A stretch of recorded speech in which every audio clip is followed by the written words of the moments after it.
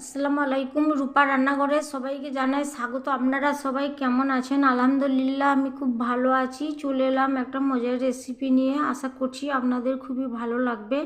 প্রথম থেকে শেষ পর্যন্ত দেখবেন প্লিজ।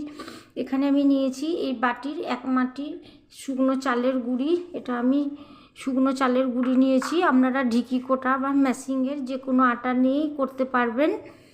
এবার এর মধ্যে আমি দিয়ে দিচ্ছি, এখানে আমি নিয়েছি একটা গাজরকে মিহি করে পেস্ট করে নিয়েছি। এবং খুব মিহি করে পেস্ট করে নিয়ে প্রথমে আমি চালের গুঁড়ির মধ্যে দিয়ে দিচ্ছি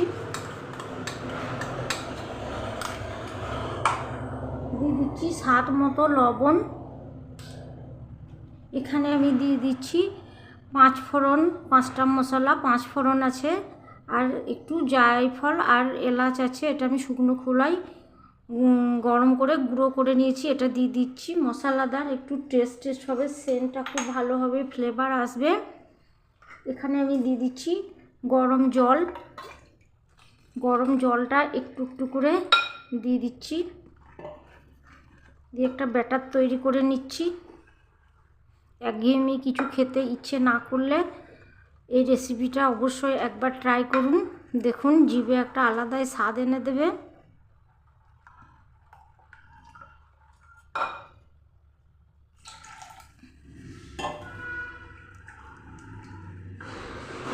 ব্যাটারটা আমার তৈরি হয়ে গেছে।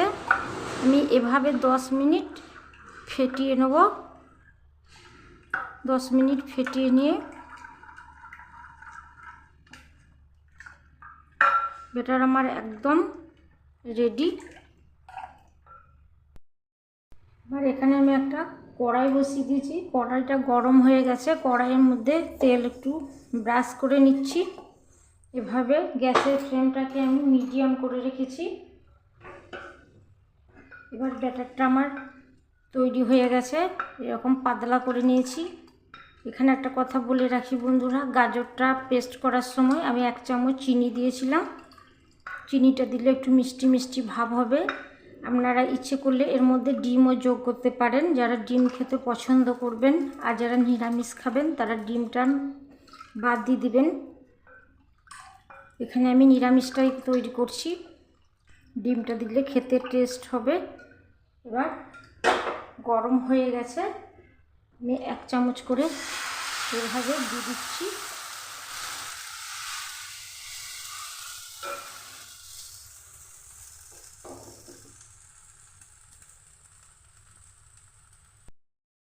এবার কিছুক্ষণ ওয়েট করার পর দেখুন চারিদিকের মুখটা আমার খুলে যাচ্ছে। যখন চারিদিকে মুখ খুলে যাবে তখন এভাবে নিয়ে, খুব সহজেই খুলে যাবে, এভাবে নিয়ে ভাঁজ করে দিচ্ছি। আর একটা ভাঁজ করে দিলাম। এভাবে রেডি হয়ে গেল আমার একটা পিঠে। সেম আবারও দেখিয়ে দিচ্ছি। এভাবে আবার তেল ব্রাশ করে নিচ্ছি। কড়াইটাকে একটু গরম করে নেব।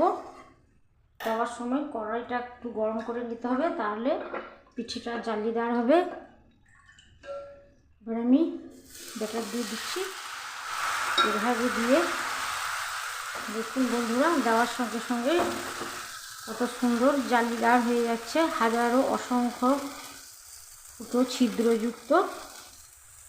আমি এভাবে কিছুক্ষণ করে এবার গ্যাসের ফ্লেমটাকে একদম লো টু মিডিয়াম করে দেবো, তাহলে পিঠেটা খুব ভালো হবে, তলে পুড়েও যাবে না। কিছুক্ষণ ওয়েট করব। সেম দেখুন বন্ধুরা, আবারও চারিদিক খুলে যাচ্ছে সোন পাপড়ির মতো। দেখুন চারিদিকটা আমি ঘুরিয়ে ঘুরিয়ে দেখাচ্ছি, এদিক ওদিক। এভাবে যখন খুলে যাবে তখন এভাবে নিয়ে ভাঁজ করে নিতে হবে।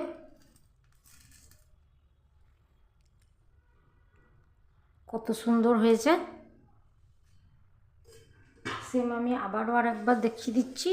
এভাবে দেওয়ার সময় তেল ব্রাশ করে নেব, আর অবশ্যই কড়াইটাকে একটু গরম করে নেব। আর যখনই দিবেন তখনই ব্যাটারটাকে এভাবে নিয়ে একটু নেড়ে নিতে হবে, নাহলে তলে শক্ত হয়ে জমে যাবে। এটা দিলে খুব ভালো হবে। এভাবে একটু ফেটিয়ে ফেটিয়ে নিয়ে এভাবে দিয়ে দিবেন।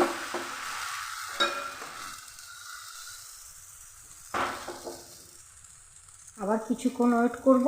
এভাবে আমি সব পিঠেগুলো তৈরি করে নেব। বন্ধুরা, এই পিঠেটা একবার বাড়িতে অবশ্যই বানিয়ে খান, ছোট থেকে বড় সবাই খুবই পছন্দ করবে। নরম, সফট, জালিদার, মজাদার একটা পিঠে। একবার এভাবে বানালে বারবার বানাতে ইচ্ছে করবে। এই ছিল আজকের রেসিপি। যদি ভালো লেগে থাকে লাইক, শেয়ার আর সাবস্ক্রাইব করে আমাকে সাপোর্ট করুন। সবাই ভালো থাকুন, সুস্থ থাকুন। আজকের মতো আসি, আবার দেখা হবে নতুন একটা রেসিপি নিয়ে। আল্লাহ হাফেজ।